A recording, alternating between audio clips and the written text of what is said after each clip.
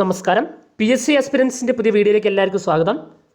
Set എക്സാമിൻ്റെ previous questions, അപ്പോൾ അതിന് ഡിസ്കഷൻ്റെ രണ്ടാമത്തെ ഭാഗമാണ് ഇന്ന് നമ്മൾ ചെയ്യുന്നത്. ഇന്നലെ 25 ക്വസ്റ്റ്യൻസ് നമ്മൾ ചെയ്തിരുന്നു. ഇന്ന് ബാക്കിയുള്ള കുറച്ച് ക്വസ്റ്റ്യൻസ് ആണ് ചെയ്യുന്നത്. അപ്പോൾ നമുക്ക് അടുത്ത ക്വസ്റ്റ്യനിലേക്ക് പോവാം. The effective strategy to impart value education is through discussions based on spiritual text, experiential learning and reflective sessions on values, conducting seminars on values, discourses on values. Value education കൊടുക്കാൻ ഏറ്റവും ഇഫക്റ്റീവായുള്ള strategy ഏതാണെന്നാണ് ചോദിച്ചത്. First one പറയുന്നത് എന്താണ്? Spiritual ടെക്സ്റ്റിനെ കുറിച്ചൊക്കെ എന്ത് ചെയ്യാണ്, spiritual ആയുള്ള കാര്യങ്ങളൊക്കെ കുറച്ച് കാര്യങ്ങൾ ഉൾപ്പെടുത്തിക്കൊണ്ടുള്ള ഡിസ്കഷൻസ് നടത്തുക. 2, experiential learning and reflective sessions. ഈ വാല്യൂസ് അല്ലെ വാല്യൂ ഇമ്പാർട്ട് ചെയ്യുന്നതിനെ കുറിച്ച്, വാല്യൂസിൻ്റെ ഇമ്പോർട്ടൻസിനെ കുറിച്ചൊക്കെ ഉള്ള ഒരു എക്സ്പീരിയൻഷ്യൽ ലേണിംഗ് അല്ലെങ്കിൽ സിറ്റുവേഷൻസ് പ്രൊവൈഡ് ചെയ്ത് കൊടുത്തുള്ള കാര്യങ്ങളിലേക്ക് കുട്ടികളെ എത്തിക്കുക. റിഫ്ലക്റ്റീവ് തിങ്കിങ് അഥവാ റിഫ്ലക്റ്റീവ് സെഷൻസ്, ക്രിറ്റിക്കൽ തിങ്കിങ് അല്ലെ ആലോചിക്കാനുള്ള സിറ്റുവേഷൻസ് ഒരുക്കുക. കണ്ടക്ടിങ് സെമിനാർസ് ഓൺ വാല്യൂസ്, എക്സ്പേർട്ടിനെയൊക്കെ വിളിച്ച് സെമിനാറൊക്കെ നടത്തുക വാല്യൂസ് എന്ന ടോപ്പിക്കിൽ. ഡിസ്കോഴ്സസ് ഓൺ വാല്യൂസ് അല്ലെ വാല്യൂസിൽ ഡിസ്കോഴ്സസ് നമുക്ക് സ്റ്റാർട്ട് ചെയ്യുക അല്ലെ നടത്താൻ പറ്റും. ഇനി ഇതിൽ ഏറ്റവും യോജിച്ചത് ഏതായിരിക്കും? ഏറ്റവും യോജിച്ചത് ഓപ്ഷൻ ബി ആണ് അല്ലേ, experiential learning and reflective sessions. ഒരിക്കലും റിഫ്ലക്ഷൻ വഴി കിട്ടുന്ന അനുഭവജ്ഞാനം കുട്ടികളിൽ നിന്ന് ഒരിക്കലും പോവില്ല. അത് അവിടെ എപ്പോഴും ഒരു റിജിഡായിട്ട് നിൽക്കും, അബ്സല്യൂട്ട് നോളേജ് ആയിട്ട് നിൽക്കും. അപ്പോൾ വാല്യൂസിന് അത്രയ്ക്ക് ഇമ്പോർട്ടൻസ് ഉണ്ട് എന്ന് കുട്ടി എക്സ്പീരിയൻസ് ചെയ്തിട്ടാണ് കുട്ടി മനസ്സിലാക്കേണ്ടത്. എക്സ്പീരിയൻഷ്യൽ ലേണിംഗ് കൂടാതെ റിഫ്ലക്റ്റീവ് സെഷൻസ് അതിന് വേണ്ടി നമ്മൾ ഒരുക്കുക. അതാണ് ഏറ്റവും നല്ലൊരു സ്ട്രാറ്റജി. അടുത്ത question, of the given set which one is the highest level of cognitive ability? വളരെ ഈസി ആയുള്ള ക്വസ്റ്റ്യൻ ആണ് അല്ലേ. Analysing, knowing, evaluating, understanding. എളുപ്പത്തിൽ പറയല്ലോ ഏതാണ്? ഇവാലുവേറ്റിംഗ്. ഇതിൽ ഏറ്റവും ലോവസ്റ്റ് ഏതാണെന്ന് ചോദിച്ചാൽ ഏതാ പറയുക? ലോവസ്റ്റ് ചോദിച്ചാൽ നമ്മൾ പറയേണ്ടത് ശരിക്കും എന്താണ്?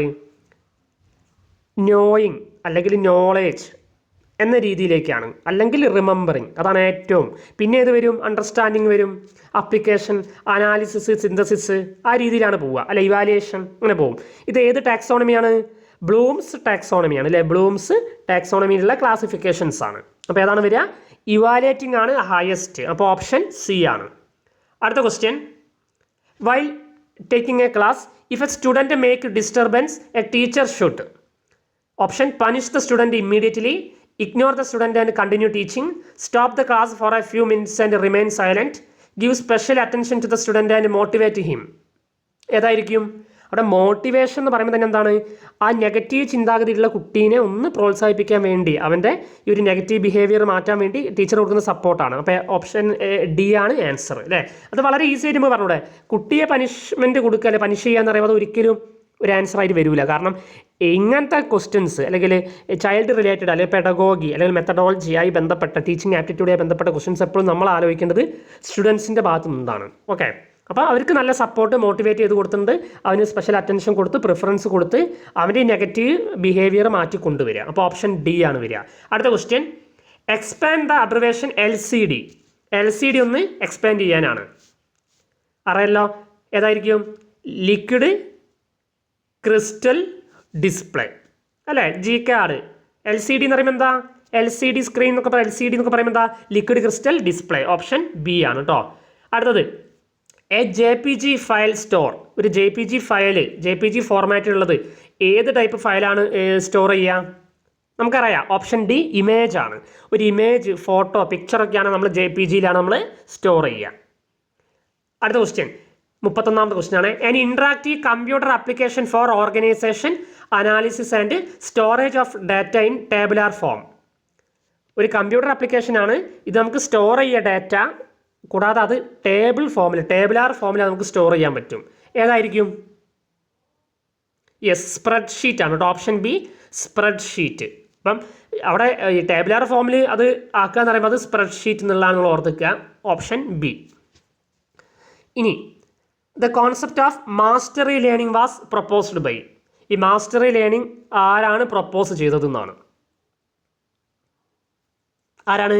ഞാൻ നേരത്തെ പറഞ്ഞൊരു ബ്ലൂംസ് ടാക്സോണമി ഓർമ്മയുണ്ടല്ലോ, ബെഞ്ചമിൻ ബ്ലൂമാണ് കേട്ടോ. ബെഞ്ചമിൻ ബ്ലൂമാണ് ബ്ലൂംസ് ടാക്സോണമി കൊണ്ടുവന്നത്. ആ ബ്ലൂമാണ് എന്ത് മാസ്റ്ററി ലേണിംഗ് ഇൻട്രൊഡ്യൂസ് ചെയ്തത്. ഇപ്പോൾ ഓപ്ഷൻ ബി ആണ്, മാറിപ്പോയത്. ഇതൊക്കെ സയൻസിൽ വളരെ കൂടുതലായി പഠിക്കുന്നുണ്ട്. അടുത്ത ക്വസ്റ്റ്യൻ 33ാമത്തത്. Who among the following is considered as the father of intelligence testing? വളരെ എളുപ്പത്തിലുള്ളൊരു ക്വസ്റ്റ്യൻ അല്ലേ, ഏതൊരാൾക്കും അറിയുന്നതാണ്. ഇൻ്റലിജൻസ് ടെസ്റ്റ് അല്ലെ ഇൻ്റലിജൻസ് പരിശോധിക്കുന്ന ടൂൾസ് കാര്യങ്ങളൊക്കെ പറയുമ്പോൾ നമ്മളെ മനസ്സിലേക്ക് ഫസ്റ്റ് വരേണ്ട പേര് ടെസ്റ്റിംഗ് ആണ്. ടെസ്റ്റിങ്ങുമായി ബന്ധപ്പെട്ട് ഫസ്റ്റ് നമ്മളെ മനസ്സിലേക്ക് വരേണ്ട ഒരു പേര് ഏതാണ്? അത് ആൽഫ്രഡ് ബിനെയാണ് അല്ലേ. 33D ആണ്, ആൽഫ്രഡ് ബിനെയാണ്. ഓക്കെ, അപ്പോൾ അത് ഓർത്തേക്കുക. ബിനെ സൈമൺ മാബിനെയൊക്കെ നമുക്കറിയാം. ഹൊവാർഡ് ഗാർട്ട്നർ എന്താണ്? ഹൊവാർഡ് ഗാർട്ട്നർ യെസ് മൾട്ടിപ്പിൾ ഇൻ്റലിജൻസുമായിട്ട് ബന്ധപ്പെട്ടാണ്. അടുത്ത question 34. An observational method used frequently in learning settings in which the observer summarizes a single developmental incident after the event has occurred is? Question ഒന്നുകൂടി പറയാം. An observational method used frequently in learning settings in which the observer summarizes a single developmental incident after the event has occurred is? ഇതൊരു observational മെത്തേഡാണ് അല്ലെ, ഒരു learning സെറ്റിങ്സിൽ ഉണ്ടാവുന്നതാണ്. അപ്പോൾ അത് എന്താണെന്ന് ചോദിച്ചു, ഒബ്സർവേഷനാണ്. ഈ ഓപ്ഷൻസ് ആദ്യം ഞാൻ പറയട്ടെ. Cumulative record, anecdotal record, portfolio, attendance record. ഏതാണ്? നിങ്ങൾ നോക്കുക, ഈ ഓപ്ഷൻ നോക്കുമ്പോൾ അറ്റൻഡൻസ് റെക്കോർഡ് അല്ലല്ലോ, അത് ഒബ്സർവേഷൻ മെത്തേഡ് അല്ല, അത് പ്രസൻസ് ചെക്ക് ചെയ്യാനുള്ളതാണ്. അപ്പോൾ അറ്റൻഡൻസ് റെക്കോർഡ് അല്ല. പോർട്ട്ഫോളിയോ എന്താണ്? പോർട്ട്ഫോളിയോ മീൻസ് ലിസ്റ്റ് ഓഫ് ഐറ്റംസാണ്, ലിസ്റ്റ് ഓഫ് ആക്ടിവിറ്റീസ് ആണ്. ഒരു സിറ്റുവേഷൻസിൽ അല്ലെങ്കിൽ ഒരു പെർട്ടിക്കുലർ കോഴ്സിൽ അല്ലെങ്കിൽ ഒരു ഇവൻറ്റിൻ്റെ ഭാഗമായിട്ട് നമ്മൾ ശേഖരിച്ചിട്ടുള്ള വസ്തുക്കളുടെ ലിസ്റ്റ്, അല്ലെങ്കിൽ നമ്മൾ നടത്തിയിട്ടുള്ള എക്സ്പെരിമെൻറ്റിൻ്റെ ലിസ്റ്റ്, നമ്മൾ ഉണ്ടാക്കിയിട്ടുള്ള മോഡൽസിൻ്റെ ലിസ്റ്റ്, അതൊക്കെയാണ് പോർട്ട്ഫോളിയോ. അപ്പോൾ പോർട്ട്ഫോളിയോ അല്ല, അറ്റൻഡൻസ് റെക്കോർഡും അല്ല. പിന്നെ ഏതാണ്? 2 എണ്ണം ഉണ്ട് അല്ലേ. അപ്പോൾ അനക്ഡോട്ടാണ്, ക്യുമുലേറ്റീവ് ആണ്. ഏതായിരിക്കും? യെസ്, ഇവിടെ ഒബ്സർവേഷൻ, കുട്ടിയെ ഒബ്സർവ് ചെയ്യാണ് ടീച്ചർ അല്ലേ. അപ്പം കുട്ടിയുടെ കുറേ ബിഹേവിയർ, ഓരോ ഇൻസിഡൻറ്റിലും കുട്ടിയുടെ റെസ്പോൺസ് ടീച്ചർ ഒബ്സർവ് ചെയ്യുകയാണ്. അപ്പോൾ ഏതാണ്? അത് അനക്ഡോട്ടാണ്, അഥവാ അനക്ഡോട്ടൽ റെക്കോർഡ്. ഈ ക്യുമുലേറ്റീവ് റെക്കോർഡ് എന്താ? ക്യുമുലേറ്റീവ് റെക്കോർഡ് എന്ന് പറയുമ്പോൾ നമ്മളെ പണ്ടത്തെ ഈ CCയുടെ ഭാഗമായിട്ടുള്ള പ്രോഗ്രസ് കാർഡില്ലേ, ക്യുമുലേറ്റീവ് അല്ലേ, എല്ലാ മേഖലകളും ഉൾപ്പെടുത്തിക്കൊണ്ടുള്ള കുട്ടിയുടെ ഡെവലപ്മെൻറ്റ്സ് എത്രത്തോളം ഉണ്ട് എന്ന് കാണിക്കുന്ന പ്രോഗ്രസ് ആണ്. അപ്പോൾ അതിപ്പോൾ നമുക്കറിയാം, പലപ്പോഴും കുട്ടി ഓരോ ക്ലാസ്സിലും പഠിച്ചത് എങ്ങനെയാണ്, അല്ലെ ഓരോ ഏരിയയിലും കുട്ടിയുടെ ഡെവലപ്മെൻറ്റ് എങ്ങനെയാണ്, കോ കരിക്കുലാർ അല്ലെങ്കിൽ സ്കോളാസ്റ്റിക്, എക്സ്ട്രാ കരിക്കുലാർ, ഈ കാര്യങ്ങളൊക്കെ ഉള്ളതാണ് ക്യുമുലേറ്റീവ് റെക്കോർഡ്. പ്രോഗ്രസ് റിപ്പോർട്ട് എന്ന് തന്നെ പറയാം, ടോട്ടാലിറ്റിയാണ്. അനക്ഡോട്ടൽ എന്ന് പറയുമ്പോൾ എന്താണ്? ഇതൊരു ഇൻസിഡൻസും അതിൻ്റെ കാര്യങ്ങളും അതിൻ്റെ ഒബ്സർവേഷൻസൊക്കെ സെറ്റ് ചെയ്ത് വെച്ചിട്ടുള്ള ഒരു റെക്കോർഡ് അല്ലെങ്കിൽ എഴുതി വെച്ചിട്ടുള്ള ഒരു ഡയറി, അതാണ് എന്ത്? Anecdotal record. അടുത്ത question. The system of evaluation that allows the evaluator to convert the outcomes of a student's test or assignments to a grade and adjust that final grade in relation to the grades from other students in the course is. അപ്പോൾ ഒന്നും കൂടി വായിച്ചു നോക്കാം. The system of evaluation that allows the evaluator to convert the outcomes of a student's test or assignments into a grade. കുട്ടികളുടെ score അസൈൻമെൻറ്റിൻ്റെ score അല്ലെ ടെസ്റ്റിൻ്റെ സ്കോറൊക്കെ ഗ്രേഡിലേക്ക് മാറ്റുന്നു. പിന്നെയോ and adjust the final grade, കുട്ടിയുടെ ഫൈനൽ ഗ്രേഡ് എങ്ങനെയാണ്? In relation to the grades from other students in the course. ആ കോഴ്സിൽ ആ ക്ലാസ് പഠിക്കുന്ന മറ്റു കുട്ടികളുടെ ഗ്രേഡുമായിട്ട് കമ്പയർ ചെയ്ത് റിലേറ്റ് ചെയ്തിട്ട് കുട്ടിയുടെ ഫൈനൽ ഗ്രേഡ് കണ്ടെത്തുന്നത് എവിടെയാണ് എന്നാണ് ചോദിച്ചിട്ടുള്ളത്. ഏത് ഗ്രേഡിങ്ങിലാണ് എന്നാണ് ചോദിച്ചിട്ടുള്ളത്. ഏതാണ്? എളുപ്പത്തിൽ പറയാൻ പറ്റും, നിങ്ങൾ ഓപ്ഷൻ ഒന്ന് വായിച്ചാൽ മതി. പെർസെൻറ്റേജ് ഗ്രേഡിംഗ്, അബ്സല്യൂട്ട് ഗ്രേഡിംഗ്, നോം റെഫറൻസ്ഡ് ഗ്രേഡിംഗ്, റിലേറ്റീവ് ഗ്രേഡിംഗ്. ഏതാ? ഇവിടെ ഒരു വാക്ക് വന്നു, ശ്രദ്ധിച്ചോ? ലാസ്റ്റ് സെൻറ്റൻസ് നോക്കിയേ, ഫൈനൽ ഗ്രേഡ് ഇൻ റിലേഷൻ. അപ്പോൾ എന്താണ്? Relative grading. ഓർത്ത് വെക്കണേ, മറ്റുള്ളവരുമായിട്ട് കമ്പയർ ചെയ്ത് മറ്റുള്ളവരുമായിട്ട് റിലേറ്റ് ചെയ്തിട്ട് അല്ലേ, വിത്ത് റെസ്പെക്റ്റ് ആണ്. 36. The system which provides facility to search and browse all hosted content wherein a person can easily access the desired material including audios, videos and textile materials. ഏതാണ്? ഒന്നുകൂടി പറയാം. The system which provides facility to search and browse all hosted content wherein a person can easily access the desired materials including audio, video and textile materials. ഈ question വിഭാഗത്തിൽ ചെറിയ എന്തോ ഒരു ഇതിൽ കാണിക്കുന്നുണ്ട് കീഴിൽ. ഓക്കെ, 37. അപ്പോൾ ഇതിലിവിടെ കൊടുത്തത് ഈ കണ്ടന്റ് പോർട്ടൽസ് എന്നാണ്, പക്ഷേ അതിൽ ചെറിയ എന്തോ ഒരു അവ്യക്തത തോന്നുന്നു, അതുകൊണ്ട് ഞാനത് സ്കിപ്പ് ചെയ്തു. ഓക്കെ, അപ്പോൾ അത് നോക്കണ്ട. 37. A web page address is usually known as. ഒരു വെബ് പേജ് അഡ്രസ്സ് നമ്മൾ സാധാരണ വിളിക്കൽ എന്താണ്? അറിയാം, എന്താണ്? URL ആണ് അല്ലേ. URL അല്ലേ? എന്തായാലും എൻ്റെ പേരെന്തായിരുന്നു? യൂണിഫോം റിസോഴ്സ് ലൊക്കേറ്റർ അല്ലേ? അങ്ങനെ എന്തോ ആണ് അല്ലേ? എനിവേ URL ആണ് അല്ലേ? നമ്മളൊരു സൈറ്റ് അഡ്രസ്സ് അല്ലെ URL ഒക്കെ കോപ്പി ചെയ്യുക, ടൈപ്പ് ചെയ്യുക, URL സെൻഡ് ചെയ്ത് കൊടുക്കുക എന്ന് പറയുമ്പോൾ എന്താണ്? ആ വെബ് പേജിൻ്റെ അഡ്രസ്സാണ്. Okay. 38. The research study method involving in depth and detailed examination of a subject of study as well as related contextual conditions is. ഒരു സബ്ജക്റ്റിനെ കുറിച്ച് ഇൻഡെപ്ത് സ്റ്റഡി നടത്തുക എന്ന് പറയുമ്പോൾ അത് കേസ് സ്റ്റഡിയാണ്. അവിടെ വേറെ ഒന്നും ആലോചിക്കേണ്ട. ഒരു സബ്ജക്റ്റിനെ കുറിച്ച് അല്ലെങ്കിൽ ഒരു വ്യക്തിയെക്കുറിച്ച്, ഒരു പേഴ്സണെ കുറിച്ച്, ഒരു ഗ്രൂപ്പിനെ കുറിച്ച്, ഒരു കമ്മ്യൂണിറ്റിയെക്കുറിച്ച് ഇൻഡെപ്തായിട്ട് ഡീറ്റെയിൽ സ്റ്റഡി നടത്തുക എന്നൊരു വാക്കുണ്ടെങ്കിൽ പിന്നെ ബാക്കിയുള്ളതൊക്കെ നിങ്ങൾ ചുമ്മാ നോക്കിയാൽ മതി. Experimental research, survey research, historical research ഒക്കെ ചുമ്മാ നോക്കാം അല്ലേ? ഏതാണ്? Case study. ആ സബ്ജക്റ്റിനെ നമ്മൾ വിളിക്കുന്ന പേരെന്താണ്? That is known as case. ആ സബ്ജക്റ്റ് അല്ലെങ്കിൽ കുട്ടി, ആ ഗ്രൂപ്പാണെന്ത്? കേസാണ്. അപ്പോൾ ഒരു കേസിനെ എടുത്തിട്ടാണ് നമ്മൾ കേസ് സ്റ്റഡി നടത്തുക. Okay. 39.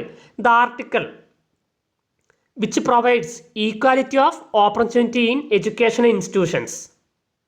The article which provides equality of opportunity in education institutions. Article 28C, article 30, article 29(1), article 28(1). ഇതാണ് option C, article 29(1). Okay. Option article 29(1) ആണ്. അപ്പോൾ അത് കോൺസ്റ്റിറ്റ്യൂഷൻ്റെ ഒരു ബേസിക് ഫീച്ചേഴ്സ് പഠിക്കണം. ഇവിടെ ഈക്വാലിറ്റി ഓഫ് എഡ്യൂക്കേഷൻ ഇൻസ്റ്റിറ്റ്യൂഷൻസ് ആണ് ചോദിച്ചത്, ഓപ്പർച്യൂണിറ്റി ഇൻസ്റ്റിറ്റ്യൂഷൻസ് ആണ് ചോദിച്ചത്. അപ്പോൾ 29 നമുക്കറിയാം. 29, 30 ഒക്കെയാണ് എന്ത് ഇങ്ങനത്തെ കാര്യങ്ങൾ വരുന്നത്. പക്ഷെ അതിൽ ഏതാണെന്നുള്ള ഇവിടെ സ്പെസിഫിക് ആയി ചോദിച്ചു. ഇനി അറിയാത്ത ആളുകൾക്കും വേണമെങ്കിൽ ഈ ഒരു കേസിൽ 29, 30 എന്ന 2 ഓപ്ഷനിലേക്ക് എത്താം. പിന്നെ 29 ബ്രാക്കറ്റിൽ 1 കൂടി സ്പെസിഫൈ ചെയ്ത് കൊടുത്തത് കൊണ്ട് അതാണെന്നുള്ളൊരു ഇതിലേക്ക് വേണമെങ്കിൽ ഒരു ഇൻ്റലിജൻറ്റ് ഗസ്സൊക്കെ നടത്തട്ടോ, തീരെ ഐഡിയ ഇല്ലാത്ത ആളുകൾക്ക്. ഇനി 40 മാച്ച് ദ ഫോളോയിങ് ആണ്. MHRD, UGC, NCT, NAC. അത് വന്ന വർഷങ്ങളാണ് തോന്നുന്നു. 1994, 95, 85, 56. ഏതാണ് ഇതിൻ്റെ ആൻസർ നോക്കണം. ഇതിൽ ഏതെങ്കിലും നിങ്ങൾക്ക് അറിയുമോ എന്ന് ആദ്യം നോക്കുക. ഏതെങ്കിലും ഒന്നിൻ്റെ വർഷം നിങ്ങൾക്ക് അറിയോ? UGCൻ്റെ വർഷം അറിയുണ്ടാവുമല്ലോ എല്ലാവർക്കും. UGCൻ്റെ വർഷം, UGCയുടെ വർഷം എല്ലാവർക്കും അറിയാം.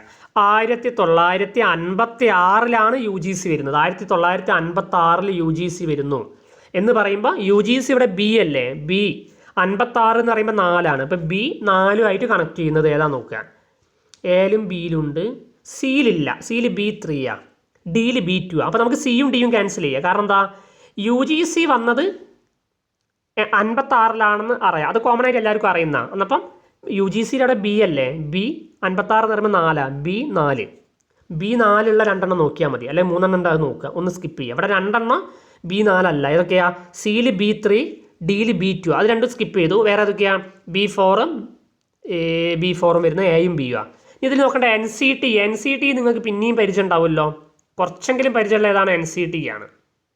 അല്ല, NCT ഏത് വർഷമാണ് വന്നിട്ടുള്ളത്? NCT വളരെ മുന്നേ വന്നിട്ടുണ്ടോ? എങ്ങനെയാണ്? എന്തെങ്കിലും ഐഡിയ ഉണ്ടോ? യെസ്, NCT എന്ന് പറയുമ്പോൾ ഇവിടെ C ആണ് അല്ലേ? NCT വന്നിട്ടുള്ളത് 95. അപ്പോൾ നമുക്കറിയാം 90 ശേഷം എന്നുള്ളൊരു ഐഡിയ ഒക്കെ ഏതൊരാൾക്കും ഉണ്ടാവും വർഷം. NCTൻ്റെ വർഷമൊക്കെ നിങ്ങൾ പഠിച്ചു വെക്കണം കേട്ടോ. NCT UGC ഒക്കെ എന്തായാലും പഠിച്ചേക്കേണ്ടതാണ്. ഓക്കെ. പിന്നെ ഓരോ കമ്മീഷൻസ് ഒക്കെ പഠിക്കേണ്ടതാണ്. ഇപ്പോൾ എനിവേ ഇവിടെ NCT എന്ന് പറയുമ്പോൾ അത് 1995. അപ്പോൾ അത് വെച്ച് നോക്കുകയാണെങ്കിൽ ഏത് പറയാം? ഓപ്ഷൻ A ആണ്. അപ്പോൾ 40ൻ്റെ ഉത്തരം ഓപ്ഷൻ A. എന്താണ് ഓപ്ഷൻ A? എന്താണ്? A3, B4, C2, D1. A3 എന്ന് പറയുമ്പോൾ എന്താ? MHRD 1985, UGC 1956, NCT 1995, NACO 1994. Okay. അപ്പം 40A ആണ് ഓപ്ഷൻ. ഈ 4 വർഷം അങ്ങോട്ട് പഠിച്ചു വെക്കുക. ഈ 4 വർഷം ഇപ്പം തന്നെ അങ്ങോട്ട് പഠിച്ചു വെക്കുക. Okay. 41. Which one among the following is a branch of applied psychology. Applied സൈക്കോളജിയുടെ ബ്രാഞ്ച് താഴെ പറയുന്നത് ഏതാണെന്ന്. ഇപ്പോൾ നമ്മൾ ഫസ്റ്റ് ഒരു വീഡിയോ ചെയ്തിരുന്നു, ബ്രാഞ്ചസ് ഓഫ് സൈക്കോളജി ഡെഫിനിഷൻസ് ഒക്കെ അല്ലേ? അതിൽ കുറച്ച് കാര്യങ്ങളൊക്കെ പറയുന്നുണ്ട്. ഡെവലപ്മെൻറ്റൽ സൈക്കോളജി, എഡ്യൂക്കേഷൻ സൈക്കോളജി, എന്താ പറയുക, സോഷ്യൽ സൈക്കോളജി, അബ്നോർമൽ സൈക്കോളജി. ഏതാണ് എളുപ്പം പറയാം അല്ലേ? എഡ്യൂക്കേഷൻ സൈക്കോളജി അല്ലേ? കാരണം സൈക്കോളജിയുടെ ഒരു അപ്ലൈഡ് ബ്രാഞ്ചാണ് എന്ത്? Education psychology. നമ്മൾ അത് പറഞ്ഞിട്ടാണ് നമ്മൾ എഡ്യൂക്കേഷൻ സൈക്കോളജിയിലേക്ക് നമ്മൾ B.Edനൊക്കെ പഠിച്ചു തുടങ്ങുന്നത്. അപ്പം ഓപ്ഷൻ B ആണ്. ഏതാണ്? Education psychology is a branch of applied psychology. Applied psychology എന്ന കാറ്റഗറിയിലാണ് ഇത് പെടുക? എഡ്യൂക്കേഷൻ സൈക്കോളജി പെടുക. 42. Which of the following is an example of a specific learning disability. അല്ലേ, SLD എന്ന് പറയും. സ്പെസിഫിക് ലേണിംഗ്, LD നമുക്കറിയാം, ലേണിംഗ് ഡിസബിലിറ്റി.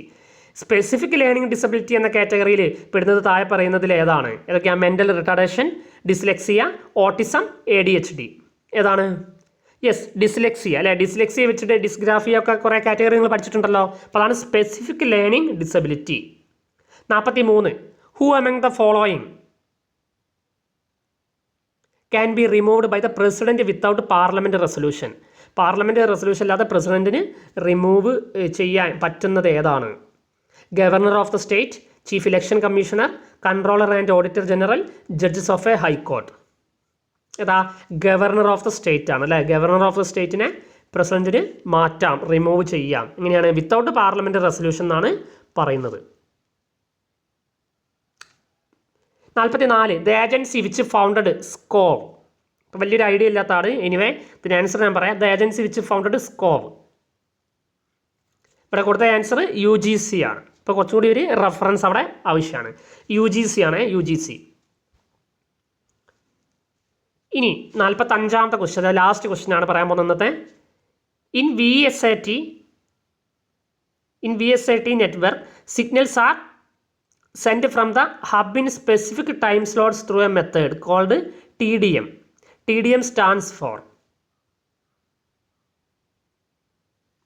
ഇതാണ് ക്വസ്റ്റ്യൻ. ഇപ്പോൾ ഇവിടെ സിഗ്നൽ ട്രാൻസ്മിഷനുമായി ബന്ധപ്പെട്ടതാണ്.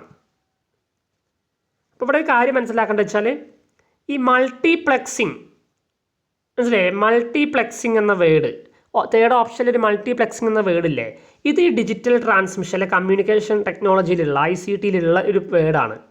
മറ്റത് മൾട്ടിപ്ലിക്കേഷൻ എന്നൊക്കെ പറയുന്നത് വേർഡ് വരുന്നുണ്ട്. പിന്നെ വരുന്നൊരു വേർഡ് മോഡുലേഷനാണ് താഴെയുള്ളത്. കണ്ടോ? അപ്പോൾ മോഡുലേഷനും മൾട്ടിപ്ലെക്സിങ്ങും ആണ് ഇവിടെ നമുക്കൊരു പ്രിഫറൻസ് ആയിട്ട് വരേണ്ടത്. അപ്പോൾ ഇവിടെ മൾട്ടിപ്ലെക്സിങ് ആണ്. അപ്പോൾ ഇത് ഇതേ രീതിയിൽ തന്നെ ആ ഡെഫിനിഷനും കാര്യം ഓർത്ത് വെക്കുക. Signals are sent from the hub in specific time slots through a method. അതാണ് TDM. ആ TDM എന്താണെന്നാണ് പറയുന്നത്. എന്താണ്? Time division multiplexing. ഓക്കെ. ഇപ്പോൾ മോഡുലേഷൻ അല്ല, മൾട്ടിപ്ലെക്സിങ്. ഓപ്ഷൻ ഏതാണ്? ഓപ്ഷൻ C ആണ്, ടൈം ഡിവിഷൻ മൾട്ടിപ്ലെക്സിങ്. അപ്പോൾ ഈ ഒരു ക്വസ്റ്റ്യൻസും ഇതിൻ്റെ ഒരു എക്സ്പ്ലനേഷൻസും ഇവിടെ പഠിച്ചു വെക്കാൻ പറഞ്ഞ കാര്യങ്ങൾ നിങ്ങൾ പഠിച്ചു വെക്കുക. ഇതിൻ്റെ ലാസ്റ്റ് പാർട്ട് നമ്മൾ അടുത്ത വീഡിയോയിൽ ചെയ്യുന്നതാണ്. അപ്പോൾ എല്ലാവരും നന്നായി പഠിക്കുക. All the best.